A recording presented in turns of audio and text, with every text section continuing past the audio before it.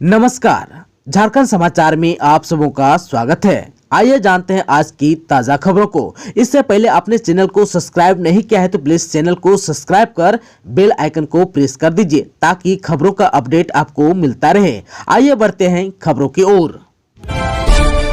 झारखंड में junior engineering नियुक्ति परीक्षा तिथि बदली, अब 3 जुलाई को होगी परीक्षा। झारखंड स्टाफ सिलेक्शन कमीशन की ओर से होने वाली जूनियर इंजीनियरिंग नियुक्ति परीक्षा की तिथि में बदलाव कर दिया गया है। अब यह परीक्षा 3 जुलाई को ली जाएगी। पहले यह परीक्षा 26 जून को होने वाली थी। इस परीक्षा के लिए झारखंड के 3 शहरों में परीक्षा केंद्र बनाए गए हैं। झारखंड स्टाफ सिलेक्शन कमीशन की ओर से इस नियुक्ति परीक्षा के लिए राजधानी रांची के अलावा बोकारो और पूर्वी सिंहभूम जिले में केंद्र होंगे। यह परीक्षा 26 जून को 2 पालियों में आयोजित होगी। कमीशन की ओर से इसे लेकर नोटिफिकेशन जारी कर दिया गया है। झारखंड में टेक्निकल ग्रेजुएट नियुक्ति परीक्षा के लिए आवेदन शुरू, 594 पदों पर होगी नियुक्ति। झारखंड तकनीकी या विशिष्ट योग्यताधारी स्नातक स्तरीय संयुक्त प्रतियोगिता परीक्षा 2022 के लिए ऑनलाइन आवेदन जमा होना शुरू हो गया है। इच्छुक और योग्यता रखने वाले उम्मीदवार 13 जुलाई की मध्य रात्रि तक आवेदन जमा कर सकेंगे। 16 जुलाई की मध्य रात्रि तक परीक्षा शुल्क का भुगतान किया जा सकेगा। वहीं फोटो और हस्ताक्षर अपलोड कर आवेदन पत्र का प्रिंट आउट लेने के लिए 19 जुलाई की मध्य रात्रि तक वेबसाइट पर लिंक उपलब्ध रहेगा। आप सबको बता दूं कि अभ्यर्थियों के न्यूनतम उम्र सीमा के लिए 1 अगस्त 2022 तथा अधिकतम उम्र सीमा की गणना के लिए संदर्भ तिथि 1 अगस्त 2010 निर्धारित की गई है। आप सबको बता दूं कि निर्धारित योग्यता के अतिरिक्त अभ्यर्थियों को झारखंड के मान्यता प्राप्त शैक्षणिक संस्थान से मैट्रिक और इंटर उत्तीर्ण होना अनिवार्य होगा तथा अभ्यर्थियों को स्थानीय रीति रिवाज, भाषा और प्रवेश की जानकारी होना अनिवार्य होगा। लेकिन झारखंड राज्य की आरक्षण नीति से आच्छादित अभ्यर्थियों के मामले में झारखंड के मान्यता प्राप्त शैक्षणिक संस्थान से मैट्रिक और इंटर उत्तीर्ण होने संबंधित प्रावधान शिथिल रहेगा। देवघर एयरपोर्ट से दिल्ली, मुंबई और बेंगलुरु के लिए कब से शुरू होगी इंडिगो की हवाई सेवा, आइए जान लेते हैं। श्रावणी मेले से पहले 12 जुलाई को प्रधानमंत्री नरेंद्र मोदी द्वारा देवघर एयरपोर्ट का उद्घाटन किए जाने की संभावना के बाद अब टिकटों की ऑनलाइन बुकिंग की संभावित तिथि भी सामने आ गई है। सूत्रों के अनुसार उद्घाटन से 10 दिन पहले 2 जुलाई से देवघर एयरपोर्ट से फ्लाइट के टिकटों की ऑनलाइन बुकिंग शुरू कर दी जाएगी। दिल्ली, मुंबई और बेंगलुरु के लिए देवघर एयरपोर्ट से ऑनलाइन बुकिंग 2 जुलाई से इंडिगो द्वारा शुरू कर दी जाएगी।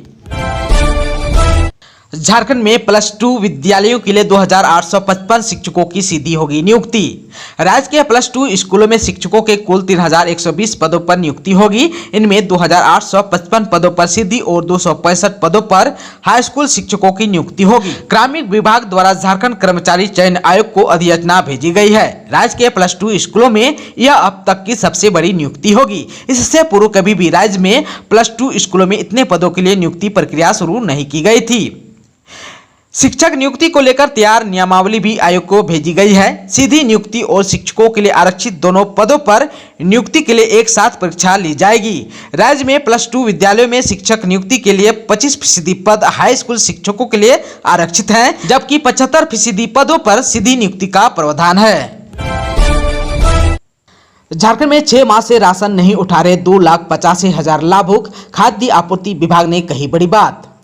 राज्य में पिछले 6 माह से 2,85,330 लाभुक राशन नहीं उठा रहे हैं। खाद्य आपूर्ति विभाग के आदेश के बाद ऐसे लाभुक को चिन्हित किया गया है। विभाग ने इन लाभुकों का भौतिक सत्यापन कराने का निर्देश दिया है। यह पता लगाया जा रहा है कि लाभुक कार्ड बनवाने के बाद किस वजह से अनाज का उठाव नहीं कर रहे हैं। इसे लेकर फिजिकल जाँच की प्रक्रिया शुरू हुई है। जाँच के दौरान यदि कोई संपन्न व्यक्ति राशन कार्डधारी पाए गए तो उन्हें कार्ड सरेंडर करने को कहा जाएगा और नियमानुसार कार्रवाई भी की जाएगी। साथ ही सूची से नाम भी हटाया जाएगा।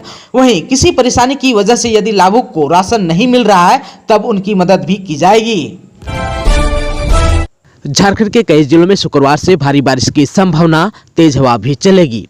झारखंड में शुक्रवार से लगातार 3 दिन भारी बारिश की संभावना है। इस दौरान तेज हवा भी चलेगी। मौसम विभाग की माने तो बंगाल में गुरुवार की रात तक मानसून के पहुंचने की उम्मीद है। इसके बाद संथाल परगना और बिहार के रास्ते मानसून के झारखंड में प्रवेश करने की संभावना है। मौसम केंद्र रांची के अनुसार 17 जून को राज्य के उत्तर पूर्वी भाग यानी कि धनबाद, गिरिडीह, देवघर, दुमका, गोड्डा, जामताड़ा, पाकुड़ और साहिबगंज में कहीं कहीं भारी बारिश की चेतावनी जारी की है। वहीं कहीं कहीं गर्जन और वज्रपात की संभावना संभावना भी जताई है। वहीं 18 जून को राज्य के उत्तरी भाग तथा 19 जून को राज्य के उत्तर पूर्वी, दक्षिण पूर्वी तथा निकटवर्ती मध्य भागों में कहीं कहीं भारी बारिश की संभावना जताई है। 2 से 3 दिनों के अंदर मानसून के घने बादल पूरे झारखंड में छाने की उम्मीद है। इस दौरान तेज हवा के साथ भारी बारिश की संभावना है। वहीं 20 जून से लेकर 22 जून तक राज्य के कुछ स्थानों पर हल्के से मध्यम दर्जे की बारिश की संभावना है। इधर बारिश होने से अधिकतम तापमान में कमी आ गई है। राज्य में अधिकतम तापमान 33.4 डिग्री सेल्सियस रिकॉर्ड किया गया। पिछले 24 घंटे में सबसे अधिक बारिश खलारी में 31.8 मिलीमीटर रिकॉर्ड किया गया है। मौसम विभाग ने तत्कालिक मौसम चेतावनी जारी की है। इसके तहत रांची, गिरिडीह, बोकारो, देवघर, धनबाद, गुमला, हजारीबाग, लोहरदगा, पश्चिमी सिंहभूम, लोहरदगा जिलों के विभिन्न स्थानों पर हल्के से मध्यम दर्जे की मेघ गर्जन तथा वज्रपात के साथ बारिश की चेतावनी जारी की है। इस दौरान 30 से 40 किलोमीटर प्रति घंटे की रफ्तार से तेज हवा चलने की संभावना मौसम केंद्र रांची ने जताई है। झारखंड में 8वीं, 9वीं और 11वीं के रिजल्ट का इंतजार नहीं, परीक्षा खत्म होते ही शुरू होगी पढ़ाई। स्कूली शिक्षा एवं साक्षरता विभाग ने इस वर्ष कक्षा 8वीं की बोर्ड परीक्षा के रिजल्ट के पूर्व ही कक्षा 9वीं में नामांकन की प्रक्रिया शुरू करने की तैयारी की है। ऐसा इसलिए किया जा रहा है क्योंकि शैक्षणिक सत्र 1 जुलाई से शुरू होना है, लेकिन कक्षा 8वीं बोर्ड का रिजल्ट 15 अगस्त तक जारी होने की संभावना है। परीक्षा प्रक्रिया जुलाई के अंतिम सप्ताह तक चलेगी। फिलहाल कक्षा 8वीं के लगभग 80% से अधिक विद्यार्थी मध्य विद्यालय में नामांकित हैं। उन्हें कक्षा 9वीं में हाई स्कूल में नामांकन लेना होगा। वहीं कक्षा 9वीं और 11वीं की बोर्ड परीक्षा देने वाले विद्यार्थी अपने ही स्कूल में कक्षा 10वीं में और 12वीं में प्रमोट होंगे। 9वीं और 11वीं के बच्चों की भी अगली कक्षा के पढ़ाई निकलने से पहले ही शुरू कर दी जाएगी। झारखंड के रांची में टला बड़ा हादसा, 1 करोड़ से अधिक का सामान जलकर राख।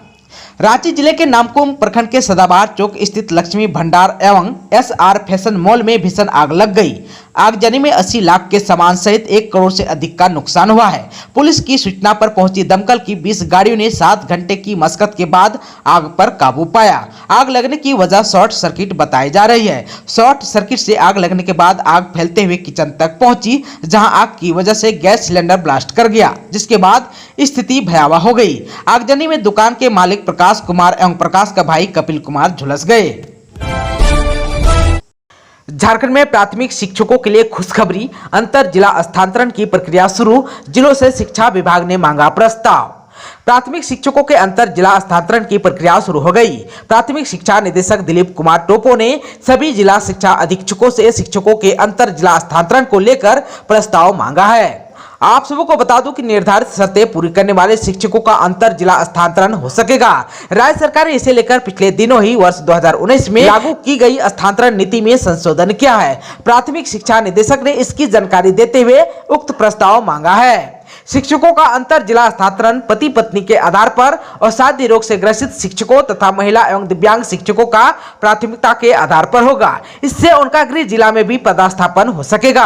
आप सबको बता दूं कि स्थानांतरण को लेकर शिक्षकों से ऑनलाइन आवेदन जिला स्तर पर लिए जाएंगे। जिला शिक्षा स्थापना समिति के अनुमोदन पर प्रस्ताव प्राथमिक शिक्षा निदेशालय को भेजा जाएगा। निदेशालय के अनुमोदन पर जिला स्तर पर स्थानांतरण की प्रक्रिया पूरी की जाएगी। झारखंड में नया कानून लागू, अभियुक्त के फरार होने पर भी होगी सुनवाई। राष्ट्रपति ने कानून को दी मंजूरी। आपराधिक मानव वध के मामलों में अब अभियुक्त के फरार हो जाने पर भी अदालत में सुनवाई होती रहेगी।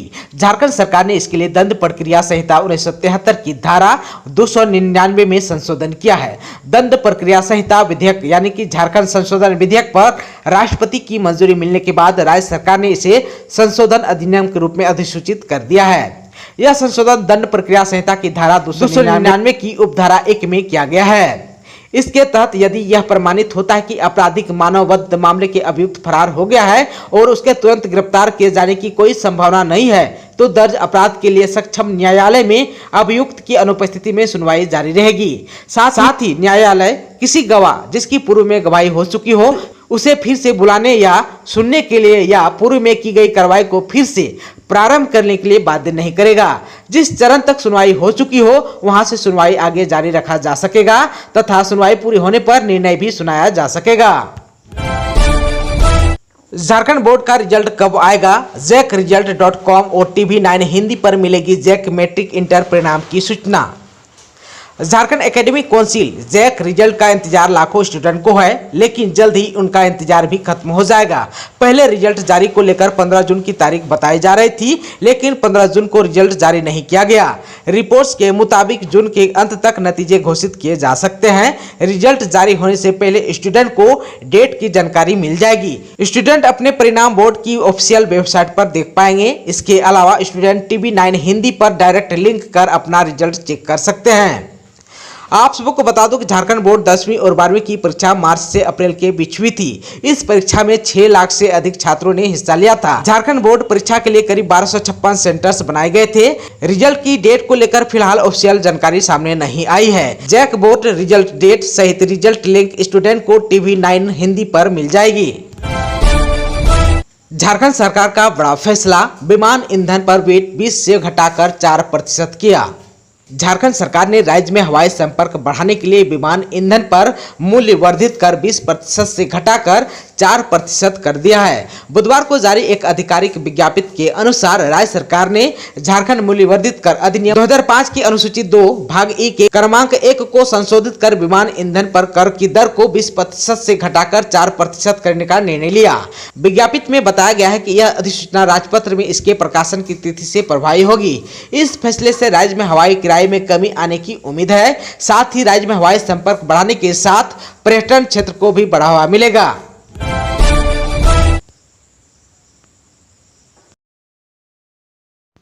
दोस्तों, अभी तक आपने चैनल को सब्सक्राइब नहीं किया है तो प्लीज चैनल को सब्सक्राइब कर बेल आइकन को प्रेस कर दीजिए ताकि खबरों का अपडेट आपको मिलता रहे। इसके साथ ही आज की खबरों में बस इतना ही। हमें दीजिए इजाजत। नमस्कार।